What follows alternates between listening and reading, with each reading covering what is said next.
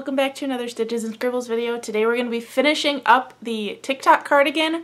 Finally, I've been working on this for a couple months now, and I'm really excited to show you how to do all of the finishing touches. I have all of my pieces sewn together with all of my squares. I followed the same chart that I've shown in my last couple videos, so you can check out those previous videos if you want to see how I did the setup, but let's get into putting the cardigan together.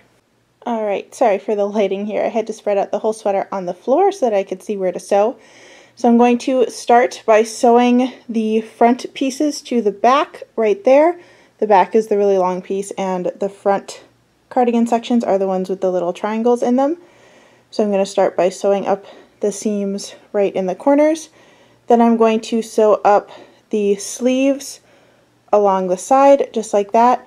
Since the sleeves are only 3 squares wide, that means that you kind of have to center the middle square in the top of the sleeve so that it's staggered with the back top corner piece and the front top corner piece. I'm going to use the same seaming method that I used to join my squares together, and then I'll show you how to sew up the sides and the sleeves. Alright, now that I have done the seams to attach the sleeves and attach the front pieces to the back pieces, we're going to do 2 more seams. So you start at the bottom corner, go up the side and along the arm, and do the same thing on the other side. So 2 more seams and then we will start the edging. Okay, now that the sweater is completely sewn up, we're going to start on the trim. I'm starting with the trim that goes around the bottom hem of the sweater. So this is actually the bottom front left corner of the cardigan if I was wearing it. So that's where I'm going to start. I'm using my gray yarn for the trim. You can use whatever color you want, including a brand new color. I'm going to start with a slip knot, and to do the trim we're going to be doing first a row of double crochet all the way around, and then we're going to learn how to do front post, back post double crochet. So insert your hook into the existing square and your slip knot, pull the slip knot twice, pull it through, and chain 3. This chain 3 is going to count as your first double crochet. The other thing I'm going to do as I go along is any ends that are sticking out along the edge I'm working on, I'm going to crochet over them to hide them so that I have fewer ends to weave in at the end. I'm going to do a yarn over, insert my hook into the next stitch or space that I'm creating a stitch in. I'm also going around those 2 ends. Yarn over, pull through 1, yarn over, pull through 2, yarn over, pull through 2 again. That's double crochet. So let's show again. Yarn over, insert into the next space, yarn over, pull through 1, yarn over through 2, yarn over through 3. So this is going to be taller than the half double crochet that we learned in a previous video for making our half double crochet squares. And I'll show you what that looks like as I keep going.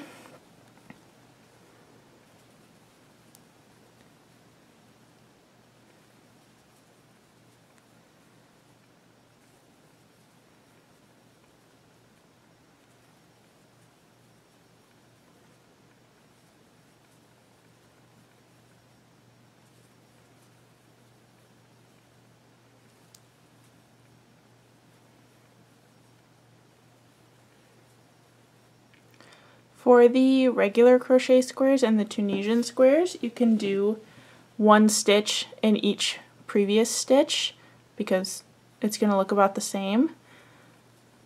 But I'll show you what to do on the knit ones because you might need to do it a little bit differently. So I'm going to keep going.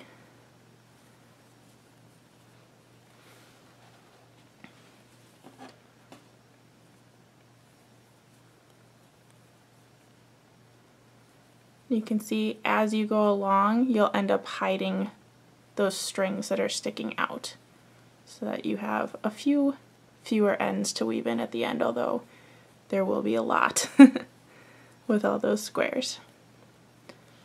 Okay, once you get to the end of a square, you can choose if you want to do a double crochet over that little knot. All you really need to keep in mind is keeping your double crochets really even.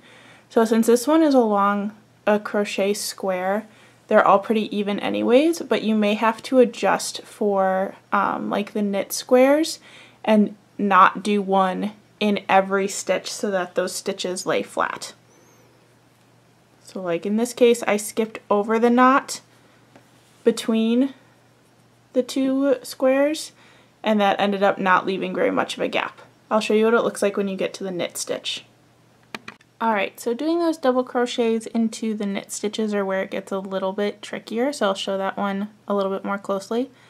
So when you pick up a stitch, if you're on the cast on edge of a knit stitch, it'll have those single loops sticking out. You want to try to get through at least 2 loops of yarn just so that the stitch is a little bit more secure, almost like how you would go through the V in a crochet stitch. So I'm actually going slightly under those cast on stitches. I'm also not necessarily putting one double crochet into each stitch. I'm more just making sure that they're spaced out evenly so that it matches the other squares. The garter stitch especially tends to stretch a lot, so you don't want to have too many stitches on your knit square because it's going to make it look kind of ruffly.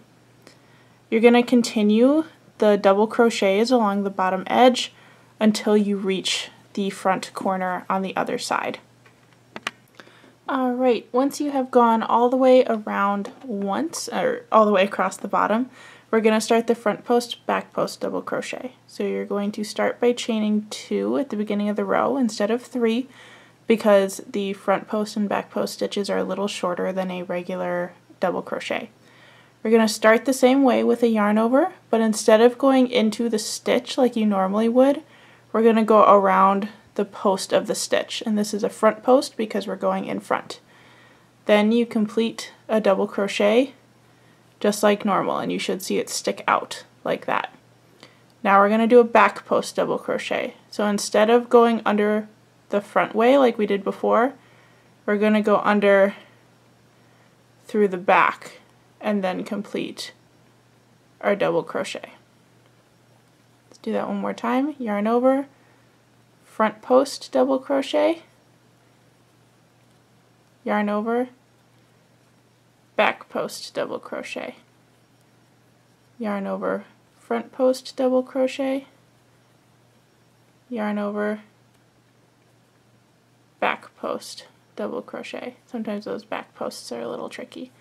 You're going to continue that all the way around. Once you reach the final stitch of the row, so the one that was the chain 3 from before, instead of doing either front post or back post, whatever you need next in your pattern, we're going to do a half double crochet into the top of that chain 3, like so. Then when we turn our work, which takes a minute because it's so big and heavy, we're going to continue doing rows of the front post, back post pattern. And it gets even easier at this point because you're just going to follow wherever the posts already are. So you can see this is a post sticking out to the front. We have one sticking out to the back. So I'm going to start with my chain 2, and then my first stitch is a back post double crochet, and then I have a front post double crochet. And you're going to continue doing rows of this front post, back post pattern for as long as you want the bottom ribbing to be. I'm thinking I'm going to do somewhere between 4 and 6 rows total, including that original double crochet, so this would be my 3rd, and I think I want the ribbing to be a little bit on the longer side. But you can choose how many rows you want. Just make sure you keep track because you're going to want to have the same number of rows for the edging that goes along the center opening of your cardigan as well.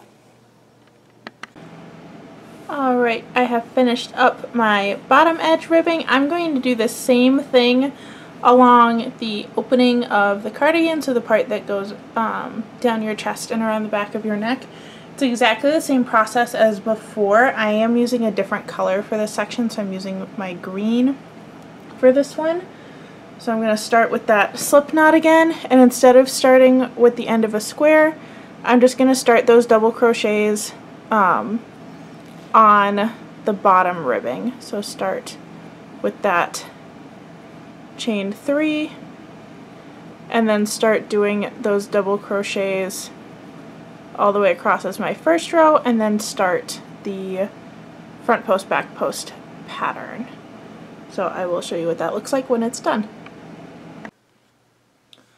Now that I have finished all of the edging on the main cardigan, it's time to do the edging on the sleeves. And for the sleeves, wow, that's a lot of ends that are all together. Oh well.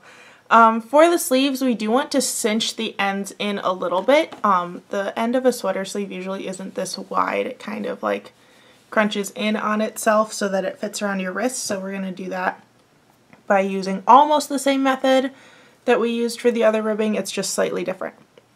So I'm going to start the same way I did with the regular ribbing.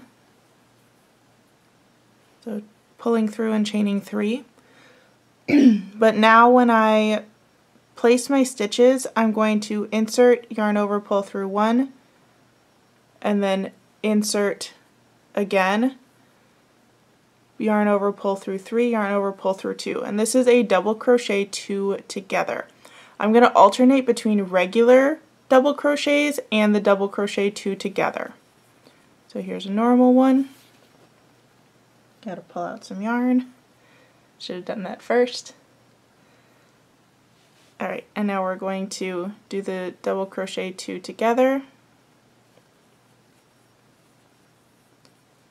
like so. And what this is going to do is it's going to start pulling in your sleeve as you go, so that it'll get smaller instead of staying really wide at the end.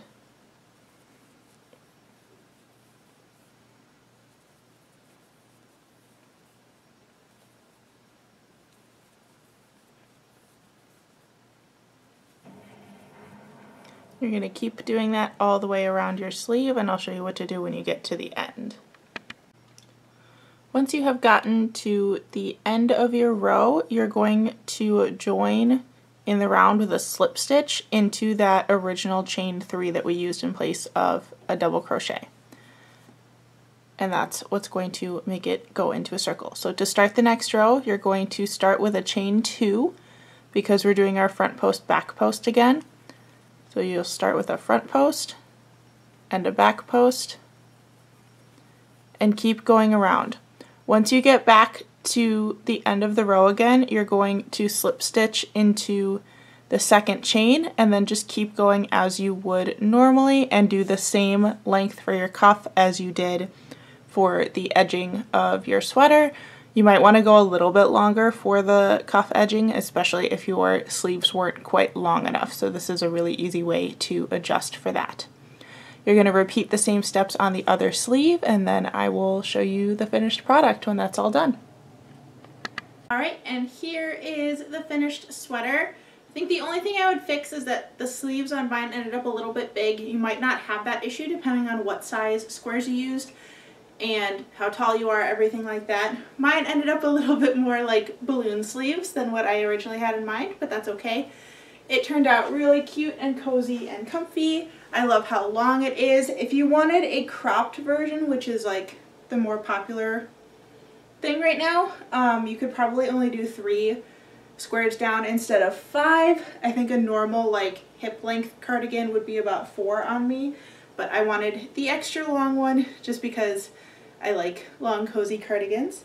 I hope you enjoyed this video series and you're inspired to make your own or learn some new stitches along the way, and I'll see you in the next video. Bye everyone!